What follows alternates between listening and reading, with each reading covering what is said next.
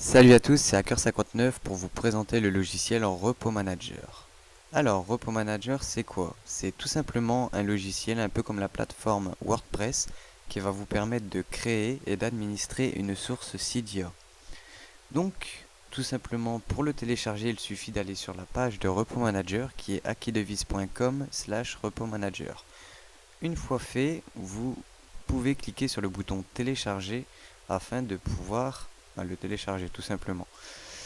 Donc une fois fait, vous aurez un dossier zippé comme ça. Il suffit de l'extraire et de téléverser tout le contenu du dossier sur le serveur à l'endroit là où vous voulez insérer votre source.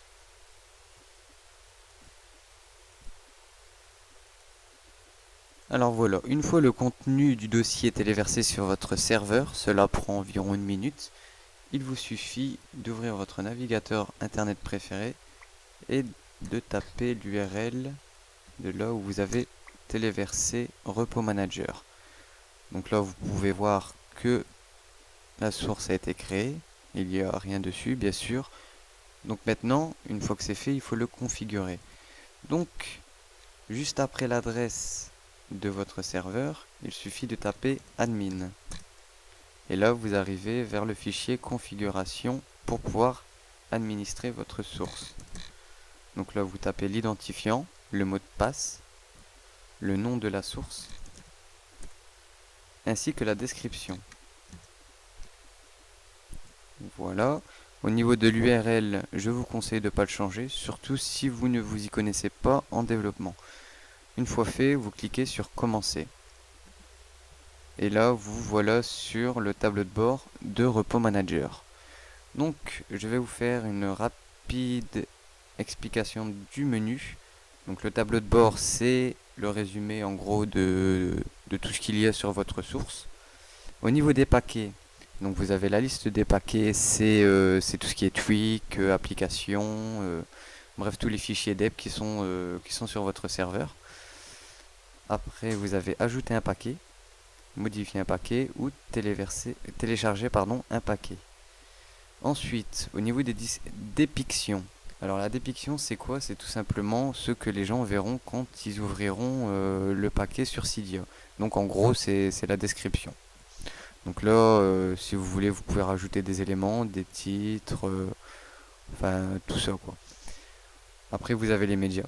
Tous les médias qui sont en rapport avec la description des paquets, donc tout ce qui est en capture d'écran. Ensuite, il y a les statistiques de téléchargement. Donc là, il n'y a rien puisqu'il n'y a aucun paquet sur la source. Au niveau des configurations, donc les configurations générales afin de pouvoir modifier le nom de la source, la description, ainsi que l'icône. Donc par exemple, je vais mettre une icône. Alors, voilà, je vais changer l'icône. L'icône a été changée. Donc maintenant, les gens, quand ils iront dans Cydia, dans la rubrique source, ils verront cette icône à côté du nom de la source que je viens de créer. Après, au niveau des utilisateurs, donc il y a vous. Vous pouvez modifier le nom d'utilisateur, donc c'est l'identifiant de connexion, ainsi que le mot de passe. Et bien sûr la section mise à jour, qui permet de faire les mises à jour quand il y a. Donc je vais mettre un paquet test pour faire un test. Donc je vais dans ajouter un paquet. Donc là, vous pouvez choisir le paquet deb, donc c'est le tweak tout simplement. Donc je vais en sélectionner un, par exemple bar. Ensuite, je sélectionne les captures d'écran. Donc là, je vais mettre mon icône tout simplement. La description.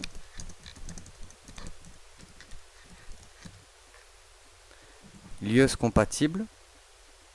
Et ainsi que les changements s'il y a. Là, pour le coup, il n'y en a pas, donc on n'a pas besoin de le changer. Une fois fait, vous cliquez sur le bouton ajouter le paquet. Et voilà. Et là, on peut voir qu'on arrive dans la section modifier un paquet, où on peut voir notre tweak qu'on vient d'insérer, qui s'appelle bar. Donc là, si vous le désirez, vous pouvez modifier le paquet, la description, les screenshots, les remonter, les redescendre, supprimer le paquet. Et vous pouvez aussi avoir un aperçu des changements, afin de voir ce que les gens verront quand ils ouvriront le paquet dans Cydia. Donc ils verront cette interface-là, avec les captures d'écran. Donc c'est l'image qu'on vient de mettre. La description, l'iOS compatible, ainsi que les changements s'il y a. Au niveau des téléchargements, donc là on peut voir que personne n'a encore téléchargé le fichier. Et si on retourne dans les statistiques de Repos Manager, on peut y voir le fichier bar qui est installé, tout simplement. Donc voilà, je pense qu'on a fait le tour. Au niveau du tableau de bord, on voit qu'il y a un nouveau tweak avec deux médias sur le serveur. Donc les médias sur le serveur, il y a bien sûr l'icône de la source ainsi que le screenshot qu'on a mis pour le tweak. Donc voilà. Bon c'était Hacker59 pour vous faire une présentation de Repos Manager. N'hésitez pas à poser des questions sur le site Acquis Devise s'il y a. Nous vous répondrons dans les plus brefs délais.